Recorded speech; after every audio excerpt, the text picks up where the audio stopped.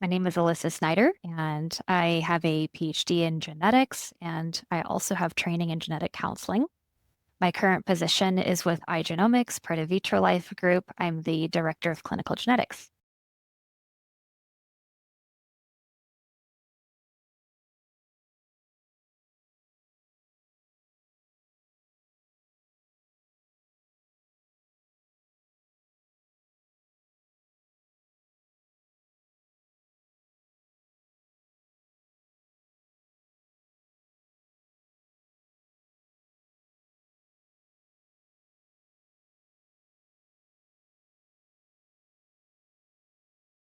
The objective of PGT-A is essentially a chromosome test to look for embryo viability.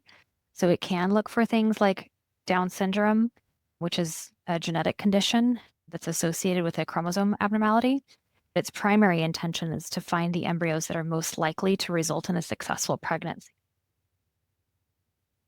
I would say the main limitation is that it doesn't guarantee a successful pregnancy. So the test is a chromosome test. We're looking to see which embryos have the typical number of chromosomes, which are the embryos that are most likely to result in a successful pregnancy. But even if you have a euploid embryo or a normal embryo, there's only about a 65% chance of pregnancy. And that can definitely be missed for patients when they see normal and their doctors or their nurses are saying, good news, you have a normal embryo, you can have an embryo transfer. Doesn't guarantee a successful pregnancy. PGT-A is a process. So there's a lot of moving parts. There's an embryo that's biopsied, and that biopsy is sent to the laboratory, and those results are supposed to correspond and represent the embryo. And then the embryo that's transferred is presumed to be the one that results in a pregnancy. But there can be things that happen along that process that can result in misdiagnosis. So the test itself is actually very accurate, but there can be reasons why the test might not be accurate. The number one being a biological limitation, which we call mosaicism. So PGT-A takes a tiny sample from the embryo, from the outer part of the embryo. It's not even the part of the embryo that's going to become the baby itself. It takes a sample from the outer part of the embryo, and we provide a genetic result for that part of the embryo. And mosaicism means that not all the cells in the embryo are going to be the same.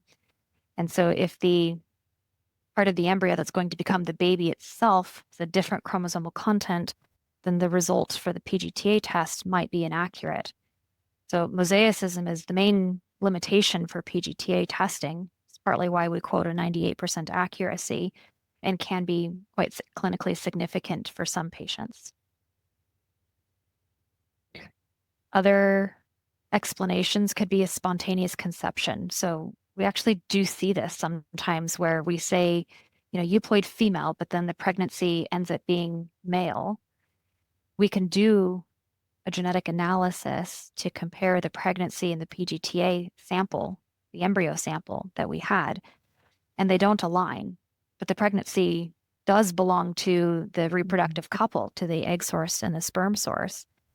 So we know it's genetically related to the patient and partner, but it doesn't match the embryo that we tested. And we can actually look at the other embryos in the cohort too and see that genetic relatedness. And it's a 50% match, like a sibling relationship, but it's not a complete match to any of the other embryos in the cohort. So many, many times a patient thinks that I can't get pregnant. They're told not to have intercourse around the time of embryo transfer, but sometimes sperm can last in the female body for days, sometimes even longer.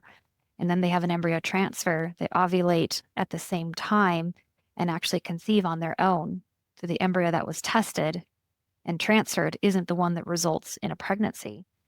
So that can result in a misdiagnosis as well. By definition, a screening test. So ideally, in genetic testing, a diagnostic test would follow a screening test. With an embryo test, there is no further diagnostic testing that can be done after PGT-A to confirm its results. So imagine the classic screening test of NIPT. So a patient is pregnant, they do a blood test, they get a result of trisomy 21 or Down syndrome. There's a positive predictive value that's associated with that result. So chance that the result is true, chance that the result is false. It's not 100%. So before making any clinical decisions, an amniocentesis would be recommended to confirm the results of that screening test. So ideally, after screening the embryos, there would be another diagnostic test that's performed on the embryo to confirm the PGT-A result, but there isn't that additional test that's more diagnostic than PGT-A. The only thing we have is more biopsy, and you can't biopsy an embryo more than once without impacting the embryo. So we have to take this results of the screening test and make clinical decisions based off of the screening test, which is hard. So I think the answer to the question is more education and clinics and patients understanding that, yes, it's a screening test. It's not black and white. When we say that the result is 98% accurate, that doesn't mean that there's a 98% chance of pregnancy, unfortunately. Or the opposite, that if we say the embryo is aneuploid, doesn't mean that there's 0 chance of pregnancy for that embryo. Most embryos that receive aneuploid results can be discarded because what I call predictive value of an aneuploid embryo is high. So usually the chance that that embryo would result in a successful pregnancy is very low. But even the term aneuploid has gray zones in it.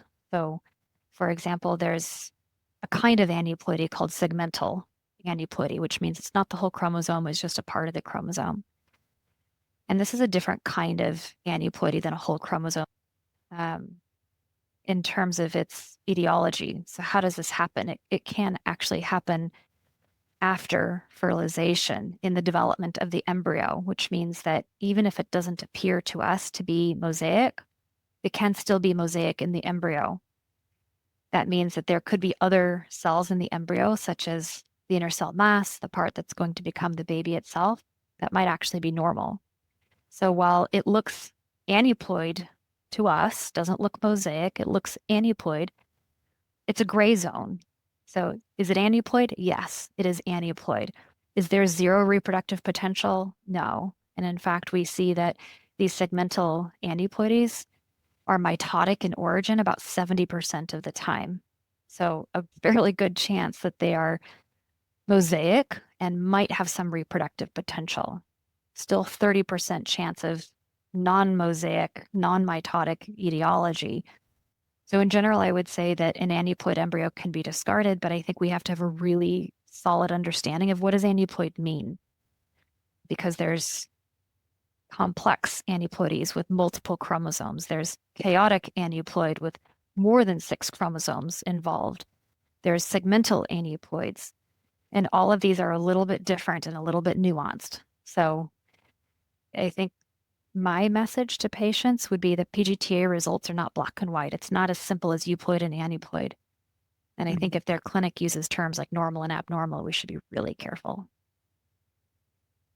Cumulative live birth rates is an important measure, but I think live birth rate per embryo transfer is also extremely important, as is miscarriage rates. So for some patients, miscarriage is extremely significant, and transferring an aneuploid embryo can be catastrophic for them and their reproductive journey. So I think there's many ways of evaluating the success of PGT-A, including cumulative live birth rate, but also a patient's experience and their goals. So if their goal is to give every single embryo a chance and they're willing to take the risk of miscarriage, then maybe PGT-A is not for them. Maybe they can just transfer the embryos without having them tested. On the other hand, if a patient says, I really want to optimize the chance that I have a successful pregnancy, want to minimize the chance of miscarriage, PGT-A can be very helpful. The patients also need to have really good communication with their clinics to understand which embryos are candidates for transfer and which ones aren't. So a mosaic embryo is mosaic for aneuploidy. We used to call them mosaic aneuploids. Now we just call them mosaics because we don't want them to be confused with aneuploid embryos, because some clinics were not allowing patients to transfer mosaic embryos. And I think that's where the harm happens. So it's not in the result itself, it's in the clinic policies or the lack of clinic policies, or the lack of communication between the clinics and the patients.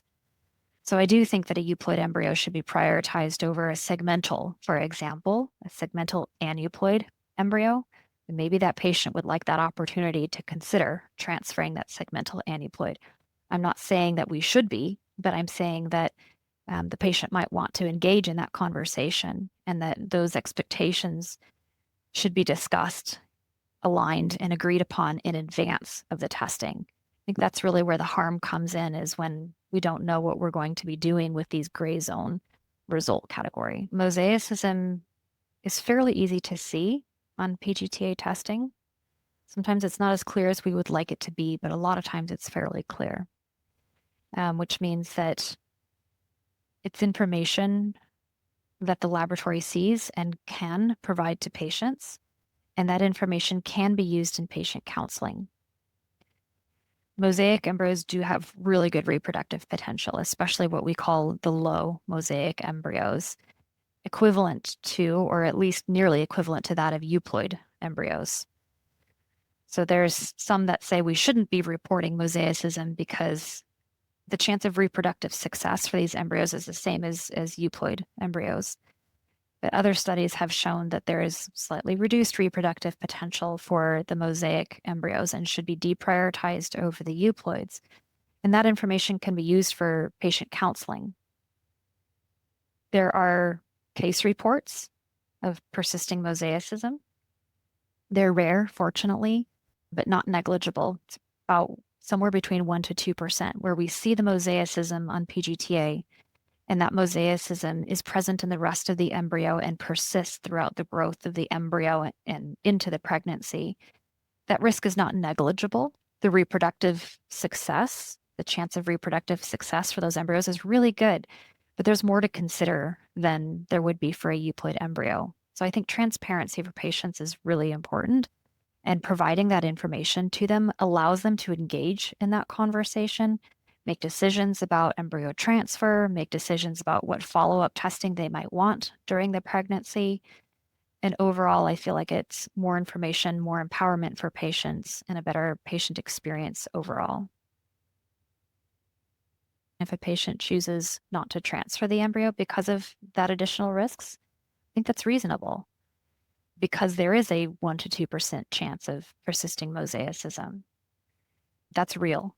It's not less than one. It's not some nebulous less than 1% negligible risk. The risk is about 1% to 2%. To me, in my opinion, that's low. It's tolerable. Have that conversation with the patient about, let's consider using this embryo.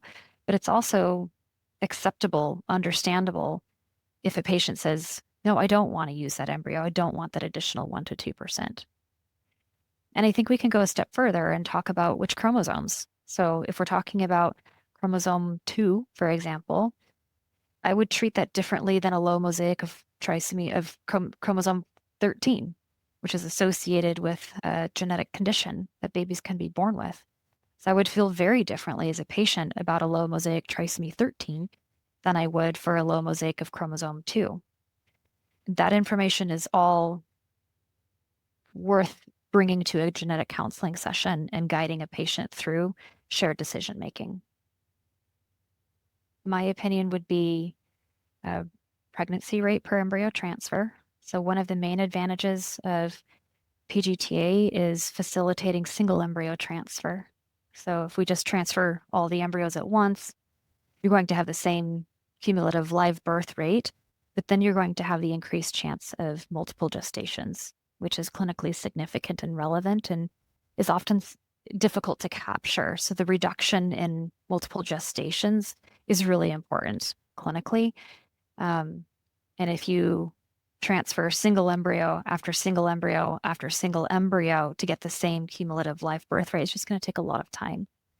So we can look at the time to pregnancy, we can look at the pregnancy rate per embryo transfer, and we should be looking at miscarriage rates as well. And PGT-A is fairly well established to reduce the chance of miscarriage. There's lots of studies that show that a single biopsy doesn't impact the reproductive success of that embryo. So it does seem to be pretty safe from a biopsy perspective. I'm not an embryologist, but it seems to be that the embryo is growing and developing well, and you take a few cells from the outer part of the embryo, that the reproductive potential of those embryos remains the same, is very high. There can be additional risks for multiple biopsies, so we want to be careful about repeat biopsy, but a single biopsy seems to be fairly safe. I'm hedging a little bit just because we're the laboratory that receives the biopsy. We're not the clinic that does the biopsy themselves. It's clinically indicated for patients that are of advanced maternal age, which I would define as those who are 35 years and older, for two reasons. One, because the frequency of aneuploidy in embryos of women who are 35 years in age of older is higher. And two, because the frequency of aneuploidy is higher, which also means that the screening test works better. So the higher your prevalence is of whatever genetic condition you're trying to test for, the higher the predictive value of that result is. What that means is that if a 38-year-old patient has an aneuploid embryo, the predictive value of that result is technically, theoretically higher than if a 30-year-old patient has an aneuploid result. That's based off of screening statistics. So the test actually works better for women that are of advanced maternal age. If a patient has multiple miscarriages, there's probably a reason for those miscarriages that's not because of spontaneous chromosomal abnormalities. So the reason for the multiple miscarriages may need to be explored separately. That being said, a chromosome abnormality is the number one cause of miscarriage, so there can be multiple things happen. The patient might miscarry for multiple reasons, for, some other clinical reason that needs to be evaluated, but then another miscarriage might be because of a chromosome abnormality. So PGT-A isn't the solution for repetitive miscarriage, but can be something that a patient can control. So they should evaluate, if there's a cause of miscarriage that needs to be addressed, but then maybe they also want to do PGT-A on top. So as long as they're clear, the counseling is clear that PGT-A isn't going to be their solution. It's not going to give them their successful pregnancy, but it can help reduce a cause or an additional cause of miscarriage. It is something that they can control. So I think that PGT-A can still be offered for repetitive pregnancy loss patients, as long as there's really good expectations about what the test can and can't do. Genetic counseling is super important. I really believe in the value and the utility of pre-test counseling. Every patient that's doing a genetic test should have pre-test counseling so that they can really understand what the test is and isn't doing and make a really good decision about whether or not they want the test. And they should never feel that any genetic test is obligatory or mandatory. So pre-test counseling involves risks, benefits, and limitations, and patients should all have access to pre-test counseling for that. Pre-test counseling can be very time-consuming. So I think how we deliver pre-test counseling is really important. So some clinics might say, I can't do pre-test counseling for all my patients because I have too many patients. So Igenomix has a pre-test genetic counseling platform where we can counsel up to 100 patients in a single webinar. So this allows us to reach many more patients in one sitting versus doing individual genetic counseling sessions for every patient. Which in an ideal world would be great, but it does get to be a little bit repetitive. I used to do individual pre-test counseling for all patients for a particular fertility center, and it got to be a bit mind-numbing. I couldn't remember which patient I was speaking to because I was saying the same thing over and over again. And that's when I realized that, we can do this in a group setting or kind of like a classroom setting or a webinar setting where you're reaching more patients at the same time, as long as there's an opportunity for questions and answers and follow-up conversation, either with the genetic counselor or with the physician. But I think pre-test counseling is essential. I don't think that it's okay to have a patient go through PGT-A and then expect the genetic counseling session to happen only after the test is already performed, and their options might be limited at that point.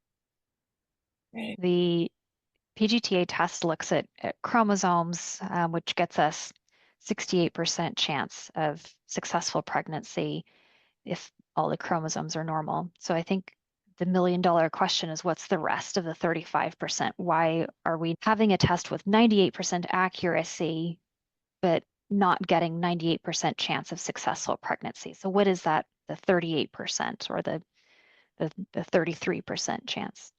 I do think that there are other things that we can look at. So why does the embryo not implant? There's the environment that the embryo has to go into. So the stars must align. The embryo has to be ready for implantation at the same time that the uterus is ready to receive the embryo. And the microbiome of the uterus needs to be of good receptivity so that the embryo is happy to implant and to begin developing into the uterus. We're starting to look at things like metabolomics and transcriptomics and other endearingly called omics, that maybe there's another piece to the puzzle. The reason I say that I'm not sure I'm the best person to answer this question is because I really believe in the concept of what we call stochasticism, which is a randomness. So the stars must align, and built into the system is stochasticism. It's there for a reason. There has to be some randomness. This is like mutation. There has to be mutation in organisms in order for them to evolve and to adapt. And because that stochasticism is there, I don't want to say by design or by intention, but it has a purpose. It's built into the system. I think that there is a part of that 35% that we're never going to address, that we'll never get to 98% chance of a successful pregnancy. So I think we should hope for that, and we should aspire for that and move in that direction. But maybe 98% chance of successful pregnancy isn't ever realistic for us. I don't know. Maybe 80%, maybe 90%. I think we just have to keep working in that direction.